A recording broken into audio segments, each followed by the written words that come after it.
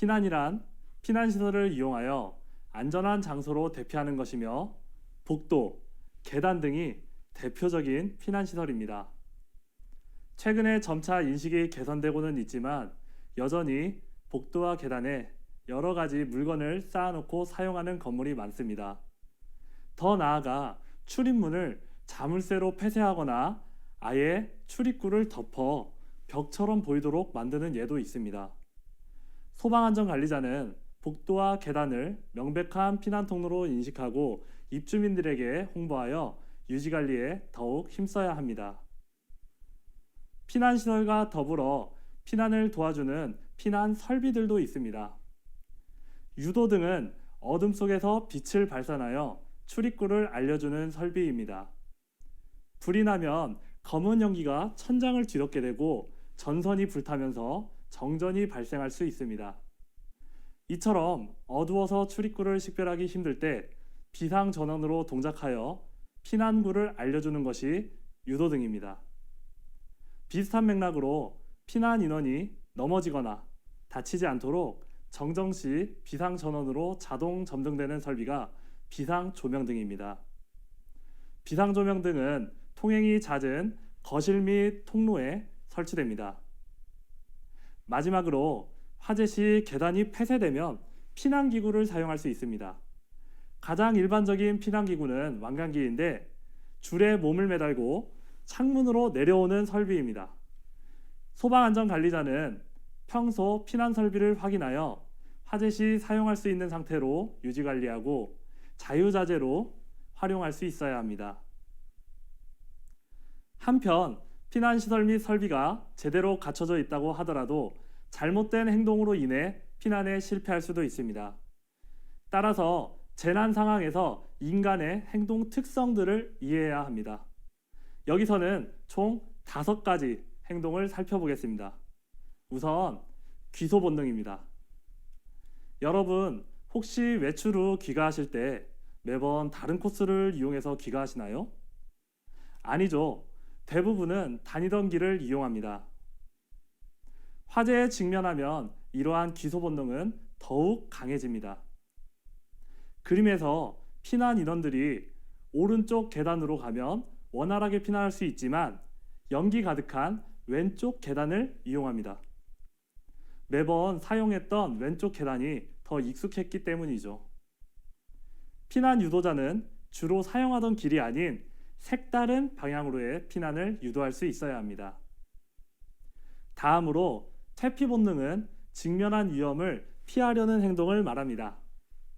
그림과 같이 출구를 뒤덮은 화염을 목격했다면 다른 피난로를 찾아 나서야 합니다. 하지만 퇴피 본능에 빠지면 눈앞의 위험만을 피하다가 뛰어내려 추락사하는 경우가 발생하기도 합니다. 또한 어린아이들은 두려움에 가구 밑으로 숨어 구조대가 찾기 어렵게 됩니다. 따라서 피난 유도자는 퇴피 본능을 겪는 인원에 각별히 유의해야 합니다. 만약 여러분께서 화재 상황에 직면하면 어떤 정보에 의지하게 될까요? 추종 본능은 피난 관련 정보가 부족한 사람이 먼저 행동하는 사람에게 의지하고 따르는 특성을 말합니다.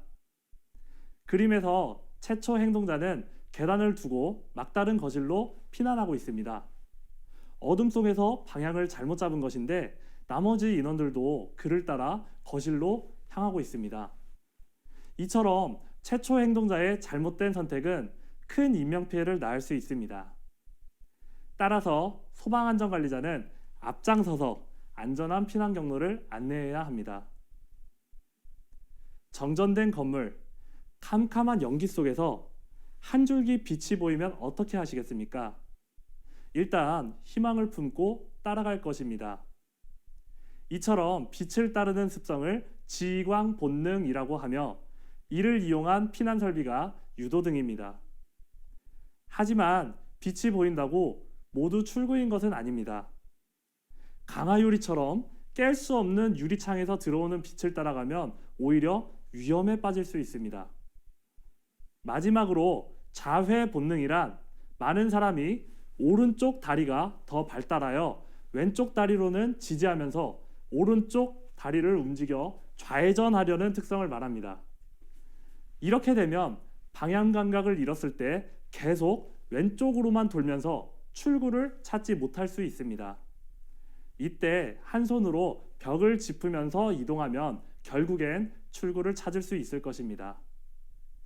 지금까지 화재 시 인간의 행동 특성 5가지를 살펴보았습니다. 소방안전관리자는 이러한 특성을 인지하고 상황에 맞게 대처하기 위해 노력해야 합니다. 앞서 학습한 피난의 개념을 정리하고 다음 주제로 넘어가겠습니다. 피난이란 피난시설, 피난 설비를 이용하여 화재 장소에서부터 피난 장소로 이동하는 것입니다. 피난시설은 계단, 복도 등을 말하며 평소에는 피난 통로로 인식하고 말끔히 유지관리해야 합니다. 피난 설비는 유도등, 비상조명 등 피난기구와 같이 피난을 보조하는 설비들을 말하며 고장나지 않도록 관리해야 합니다. 이러한 물리적 요건 외에 화재 시 인간의 행동 특성들도 생각해야 합니다. 귀소 본능, 퇴피 본능, 추종 본능, 지강 본능, 자해 본능에 휩싸이면 모두가 위험해질 수 있습니다. 피난은 이처럼 여러 요소를 고려하여 이루어지게 됩니다.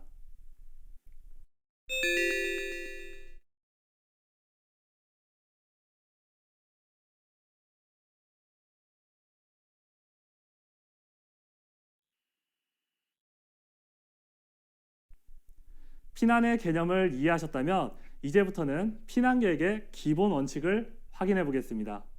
먼저 법령입니다. 소방관계법령에는 피난 계획을 수립하는 틀이 제시되어 있는데 법령 전체를 보기보다는 꼭 필요한 부분만 집중적으로 살펴보겠습니다.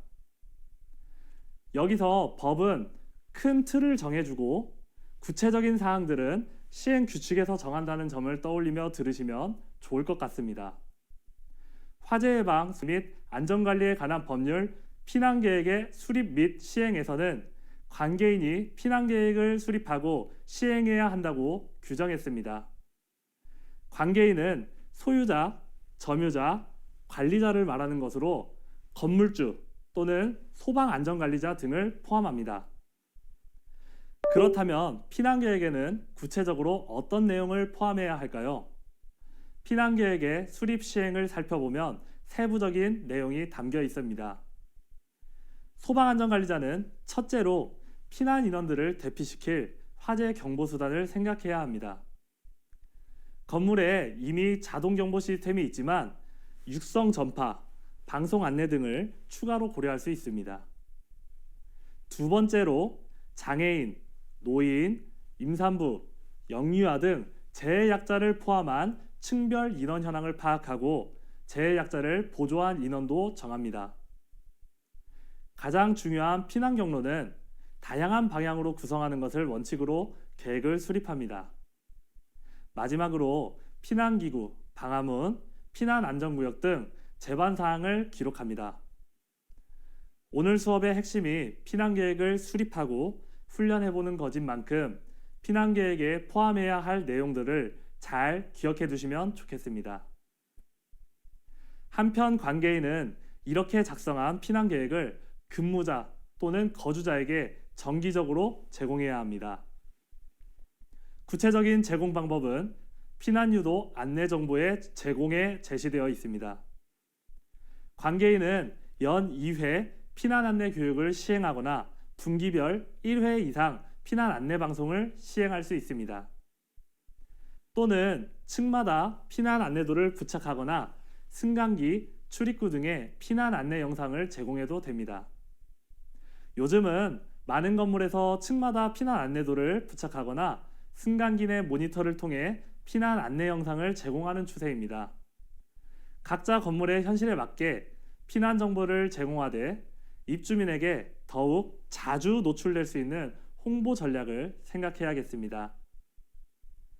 다음으로 피난안전구역은 고층 건축물에서 화재 발생 시 근무자, 거주자 및 이용자가 대피할 수 있도록 설치한 장소입니다. 건축법 제50조의 2에서 고층 건축물의 피난안전구역의 설치를 명시하고 있는데 설치 대상은 50층 이상의 초고층 건축물이며 때에 따라 초고층 건축물 미만의 지하 연계 복합 건축물도 포함될 수 있습니다. 관계인은 본인 건물 내 피난 안전구역이 있는지 사전에 파악하여 피난 계획에 포함해야 합니다. 지금까지 피난 계획 수립의 법적 근거를 살펴보았습니다. 이제부터 피난 관련 장치들의 기본 원칙을 알아보겠습니다. 우선 fail safe입니다. fail safe란 영어로 실패를 뜻하는 fail, 안전을 뜻하는 safe의 합성어로 실패하더라도 안전을 확보할 수 있는 장치를 뜻합니다. 화면의 그림처럼 오른쪽 계단이 연기로 막혀 1차 피난에 실패하더라도 왼쪽 계단이 존재하여 양방향 통로를 확보하는 것이 fail safe 원칙 적용의 대표적인 예입니다. 다음으로 풀프루프입니다. 화재에 직면하면 당황하여 손쉬운 일도 어렵게 느껴질 수 있습니다.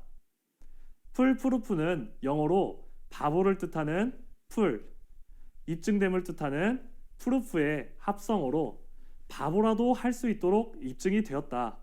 즉, 매우 간단하게 조작할 수 있는 장치를 뜻합니다. 그림처럼 손잡이 대신 몸으로 밀면 열리는 푸시바를 설치하는 것이 풀프루프의 대표적인 예입니다. 이처럼 피난 관련 장치들은 fail safe, 풀프루프의 기본 원칙이 적용되어 효과적인 피난에 이바지합니다. 피난 장치뿐만 아니라 피난 동선을 정하는 데도 기본 원칙이 있습니다. 위아래 수직 동선을 짤 때는 먼저 계단을 이용하고 계단이 폐쇄되었을 때 완강기등 피난기구를 사용합니다. 왜냐하면 완강기등 피난기구는 일반적으로 준비하고 사용하는데 시간이 오래 걸리며 평소 사용하지 않는 설비이기 때문에 100% 제대로 작동한다는 보장이 없기 때문입니다. 또한 화재 시 승강기를 이용하는 것은 매우 위험한 행동입니다. 화재가 커지면서 승강기에 관련된 배선이 소실되어 정전이 발생할 수도 있고 무엇보다도 굴뚝 효과에 의해 승강기로 뜨거운 연기가 가득 차기 때문입니다. 이처럼 고립 및 질식의 위험이 남아 있으므로 화재 시 승강기 이용은 피해야 합니다. 물론 비상전환을 확보한 비상용 승강기도 있지만 이 또한 제어 능력의 한계로 질식의 위험이 있으며 일반인이 비상용 승강기를 구별하는 것도 쉽지 않은 일입니다. 수평동선은 어느 공간에서든 양방향으로 피난할 수 있게 구성하는 것이 좋습니다. 이때 한쪽이 연기로 폐쇄되더라도 피난할 수 있도록 각 피난 경로가 서로 반대 방향인 것이 좋습니다. 그림에서도 동쪽, 서쪽 계단이 정반대 방향에 위치하기 때문에 소방안전관리자는 각 거실로부터 가까운 쪽으로 안정적인 피난 경로를 구성할 수 있습니다. 앞서 학습한 피난 계획의 기본 원칙들을 정리하고 다음 주제로 넘어가겠습니다. 피난 계획의 기본 원칙은 법, 장치, 수직 동선, 수평 동선의 4가지 측면에서 살펴보았습니다. 피난 계획은 화재 예방, 소방시설 설치 유지 및 안전관리에 관한 법률 시행규칙에서 정한 내용을 포함하여 수립합니다. 또한 입주자가 사용할 수 있도록 fail safe, 풀프루프의 원칙을 지킨 장치들을 채용하고 수직 동선을 구성할 때는 계단 사용을 원칙으로 피난기구를 보조적으로 사용합니다. 이때 승강기는 고립 및 질식의 위험이 있어 사용이 제한됩니다. 수평동선은 계단이 서로 반대 방향에 있고 각 거실에서 가까운 계단을 활용하도록 계획하는 것이 좋습니다.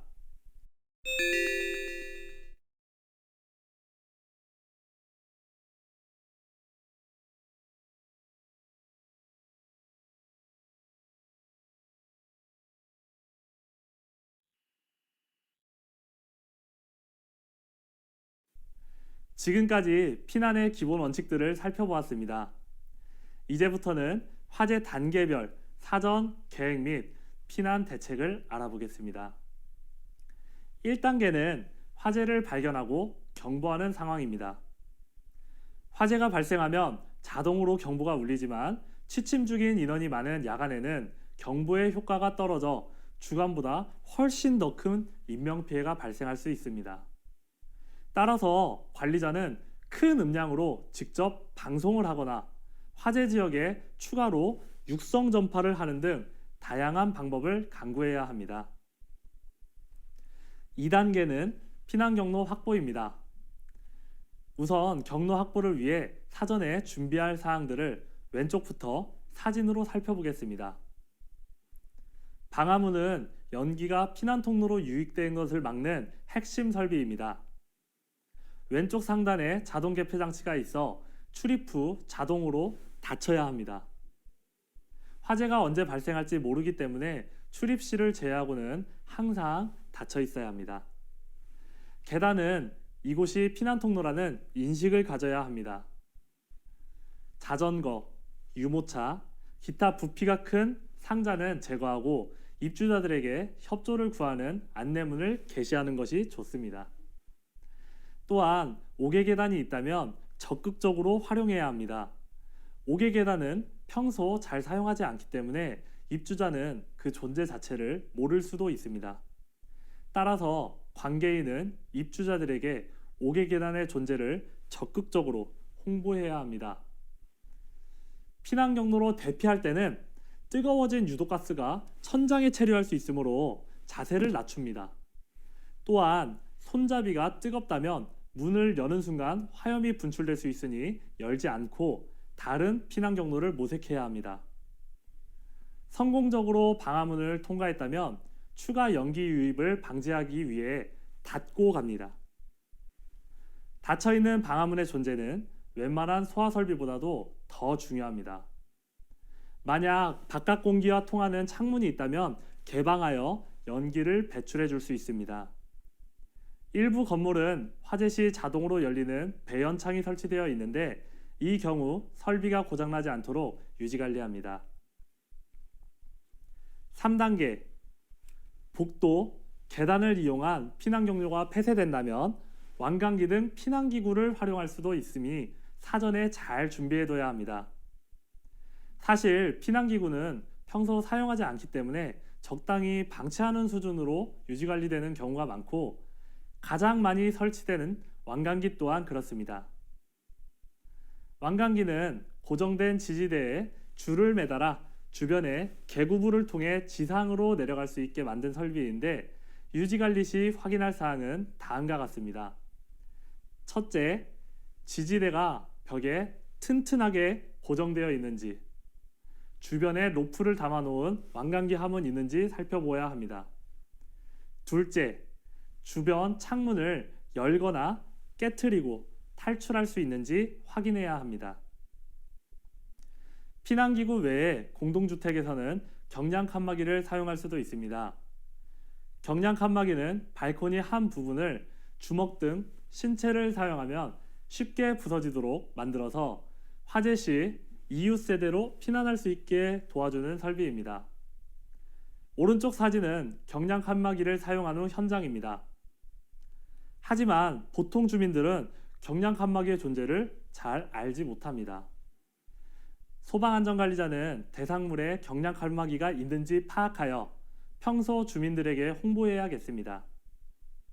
이렇게 사전에 준비한 피난기구는 계단으로 피난할 수 없는 경우 차선책으로 이용하는데 사용 시 주의할 점들이 있습니다.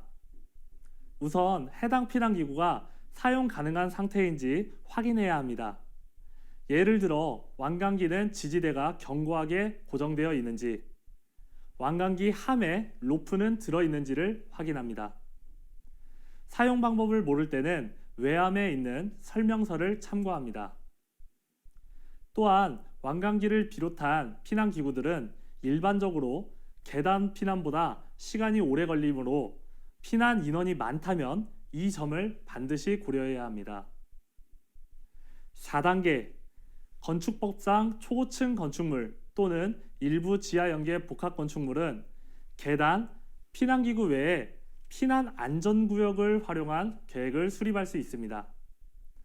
피난 안전구역은 넓은 공간에 방열복, 공기호흡기, 인공소생기 등 인명구조기구를 비치하고 소방시설 및 재현설비를 갖춰놓은 대피 공간입니다. 화재로 인해 수평, 수직 피난이 어려워지고 더는 방법이 없는 상황에 일시적인 피난 공간으로 활용할 수 있습니다. 만약 앞선 피난 계획들이 모두 실패하면 화염 및 연기에 직면할 수도 있습니다. 이때는 당황하여 급하게 행동하기보다는 일단 멈춰서 생각을 해야 합니다. 그리고 최선의 방법을 결정했을 때 비로소 행동합니다. 최악의 상황에 이르러 옷에 불이 붙었다면 바닥에 엎드리고 몸통을 돌려서 불을 꺼야 합니다. 단계별 사전 계획과 피난 대책을 정리하면 표와 같습니다. 1단계, 우리 건물의 경보 방식을 파악하고 가능하면 직접 화재 안내 방송을 하거나 현장에서 육성 전파를 할 수도 있습니다. 2단계, 평소 방화문이 자동 폐쇄되는지 확인하고 계단에 있는 장애물은 제거합니다. 피난 시 방화문을 통과한 후에는 닫아주고 가능하다면 연기를 배출하기 위해 창문을 열어줍니다. 3단계, 왕강기, 경량 칸막이를 이용할 수 있도록 평소 점검하고 계단과 복도가 폐쇄되면 차선책으로 사용합니다. 4단계, 피난 안전구역이 있는 건물은 평소 그 위치를 주민들에게 홍보하고 계단과 복도가 폐쇄되어 고립되면 일시적 피난 공간으로 사용합니다. 5단계, 화염과 연기에 직면하여 무작정 행동하기보단 일단 멈추고 방법을 생각해야 합니다. 만약 최악의 상황이 되어 옷에 불이 붙으면 바닥에 엎드려 몸통을 돌리면서 불을 끕니다.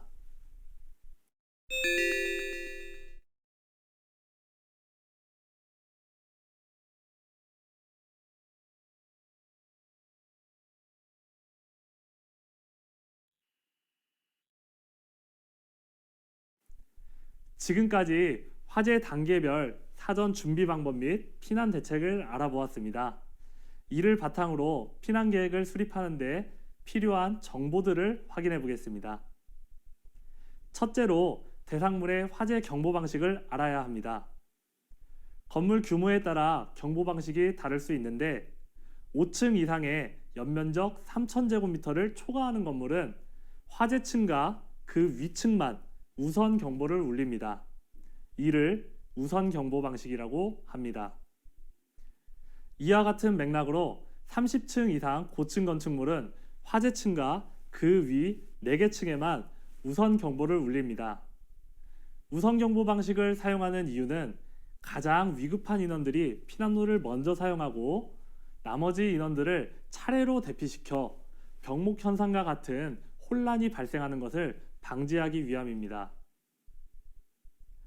앞서 살펴보신 건물보다도 규모가 작은 건물은 일제히 모든 층에 경보를 울립니다. 이를 일제 경보 방식이라고 합니다.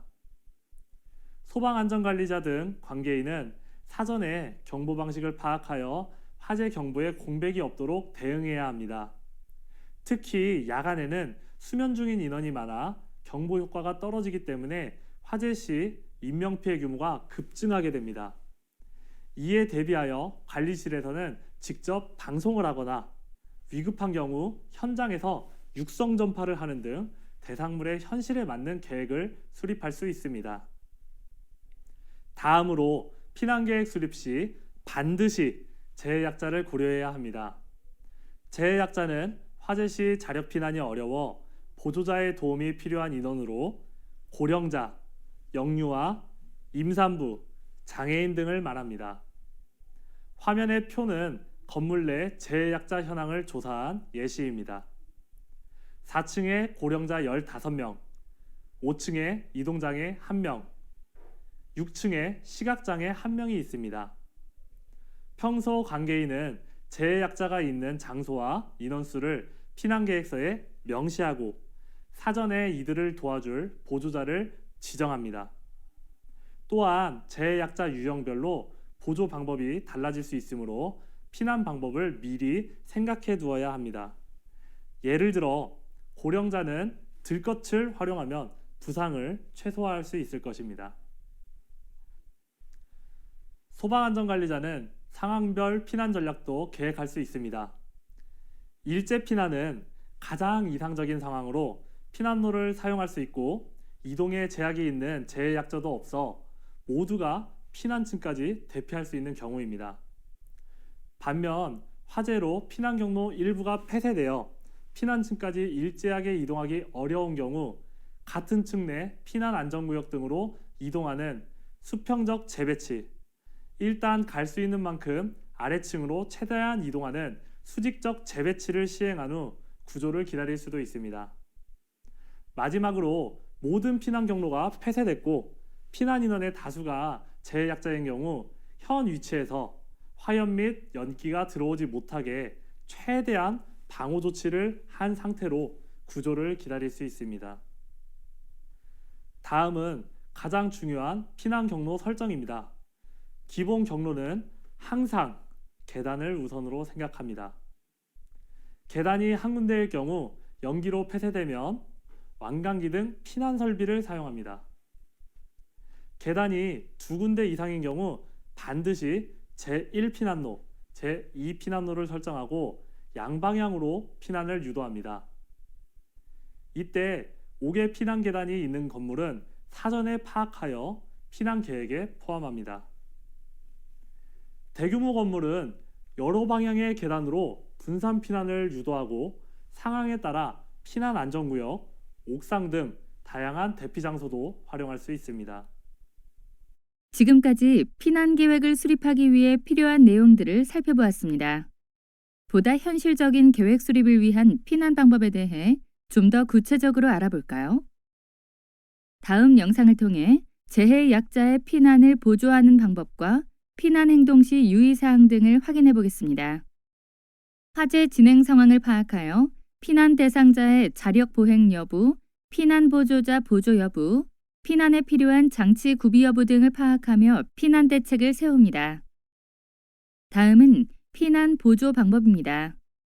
가장 기본적이며 쉬운 방법인 업어서 보조하거나 안아서 보조하는 방법입니다.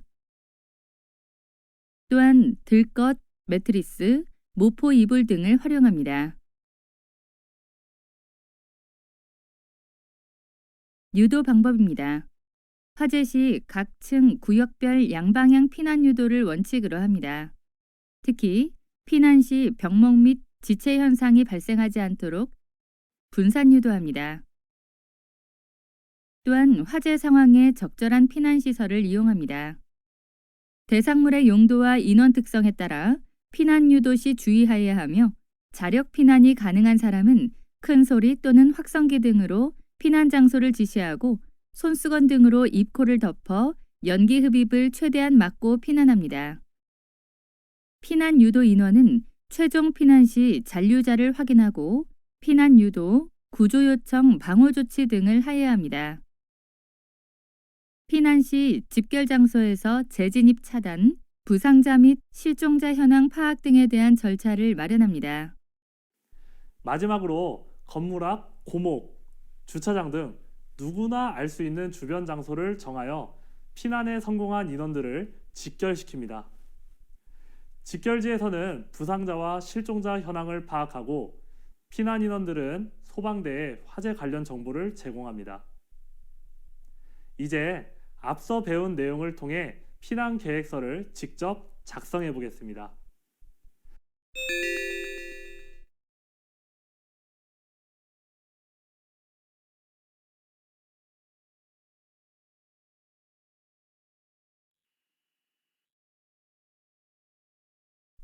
이제 앞서 배운 내용을 통해 피난 계획서를 직접 작성해 보겠습니다. 함께 표를 보시겠습니다. 해당 건물은 우선 경보 방식이 적용되어 화재층 및 바로 위층 인원이 먼저 피난한 후 나머지 인원들이 피난할 수 있게 경보합니다. 방송 설비가 있으므로 관리자가 직접 상황 전파 방송을 할 수도 있습니다. 인원 관련 사항으로는 1층부터 35층까지 예상되는 피난 인원수를 기재하고 고령자, 장애인 등 재해약자 현황을 파악해둬야 합니다. 해당 건물은 고령자가 15명, 이동장애 1명, 시각장애 1명이 있어 이들의 피난을 도와줄 피난 보조자들을 사전에 지정해야 합니다. 다음으로 다양한 피난 경로를 계획해야 합니다. 그래야만 페일 세이프의 원리에 따라 피난 실패를 막을 수 있습니다. 해당 건물은 북측 계단, 남측 계단을 주된 동선으로 양방향 피난을 유도하고 계단이 연기로 폐쇄될 경우 옥상, 피난안전구역, 피난기구 등을 활용할 수도 있습니다.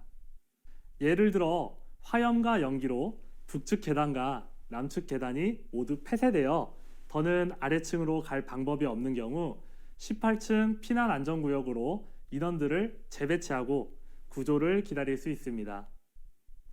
재해약자와 관련해서는 피난 동선과 방법까지 상세하게 기록합니다. 피난 보조자들은 4층의 고령자들을 들것으로 피난시키며 5층의 이동장애 1명은 안아서 6층의 시각장애 1명은 업어서 피난합니다. 마지막으로 피난에 성공한 인원을 건물 앞 광장에 큰 고목 앞으로 직결시키는 것으로 피난계획 수립을 마칩니다. 앞서 피난계획을 수립하는 과정을 살펴보았는데요. 계획을 바탕으로 피난훈련을 시행할 수도 있습니다. 화면의 피난훈련 계획서를 예시로 보시면 해당 건물은 8월 17일 건물 내에서 피난 유도 훈련을 실시합니다. 주관 부서는 시설가이며 참여 대상은 시설가 직원과 입주민 전체입니다. 구체적인 훈련 시나리오는 뒤에 별도로 작성하며 훈련에 필요한 물건으로 연막탄, 장애물, 들것 등을 준비합니다. 피난 계획서는 법적으로 포함해야 할 필수 사항들이 명시되어 있는 반면 피난 훈련 계획은 피난 계획서를 바탕으로 건물의 현실에 맞게 자체적으로 수립할 수 있어 좀 더 융통성 있게 운영할 수 있습니다. 피난 훈련 일정을 잡고 계획서까지 작성했다면 훈련 시나리오를 만들어야 합니다. 시나리오는 시간대별로 행해질 훈련 내용을 상세하게 기록하는 것으로 생각하시면 쉽습니다. 표를 보면서 훈련 시나리오를 어떻게 수립하는지 확인해 보겠습니다. 13시 화재 현장을 확인하고 곧바로 상황을 전파합니다. 이때 관리자는 건물의 경보 방식을 고려하여 방송 또는 육성으로 상황을 더욱 구체적으로 알릴 수 있습니다. 13시 5분 초기 소화가 실패했다고 가정하고 피난 보조자들이 나서서 재해약자의 피난을 돕습니다. 사전에 고령자, 장애인의 피난을 돕기로 지정된 인원들이 들것을 이용해 역할을 수행하는지 확인합니다. 한편 나머지 인원들도 대피할 수 있도록 피난 유도원이 배치되어 양방향 피난을 안내합니다. 13시 8분쯤엔 변칙적인 상황에도 대응할 수 있도록 연막탄을 사용해 남측 계단을 폐쇄합니다. 이때 피난 유도원이 다른 피난 경로를 안내할 수 있는지 확인합니다. 마지막으로 건물 밖으로 피난 완료한 인원들은 직결지로 모으고 이들 중 부상자를 파악하여 가벼운 부상자는 응급조치하고 위급한 환자는 119 구조대를 통해 병원으로 이송합니다. 이때 실종자도 함께 파악하여 구조대가 수색할 구역에 대한 정보를 제공합니다. 이렇게 훈련이 끝나면 자체 평가하여 미흡한 부분을 기록하고 개선합니다. 지금까지 피난의 개념을 익히고 이를 바탕으로 피난 계획을 수립하는 방법을 학습했습니다. 마지막으로 훈련 시나리오까지 작성하면서 기본을 탄탄히 다졌으니 이제 현장에서 제대로 활용하실 일만 남았습니다. 여러분의 활약을 기대하며 이만 수업을 마치겠습니다. 한국소방안전원 경기북부지부 고명균이었습니다. 감사합니다.